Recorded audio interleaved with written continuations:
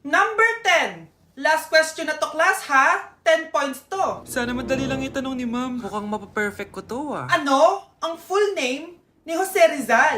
Full name? Akala ko full name niya na yun. Dinuro ba yan ni ma'am? Kung nakikinig talaga kayo sa discussion natin, alam nyo kung anong full name niya. Alam ko lang yung full name ng crush ko. Ano ba kasi full name niya?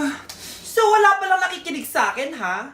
Sige, perfect sa exam ang makakasagot sa akin. Ah, ma'am, alam ko po. Okay, Cheska, ang full name ni Jose Rizal ay Jose Protasio Rizal Mercado y Alonso Rialonda. Very good! Perfect ka na, ha? Yes, thank you, ma'am. Ma'am, bakit pa ba namin kailangan pag-aralan yung full name ni Rizal? Itatanong ba yun sa amin kapag mag-a-apply na kaming trabaho? Oo nga, ma'am. Parang di naman kailangan pag-aralan yan. Perfect na sana ako eh. Pinag-aaralan natin siya kasi marami siyang nagawa at naiambag sa bayan natin. Eh, kayong dalawa, ano naiambag nyo? Di ba puro lang kayo reklamo at panigat sa bahay?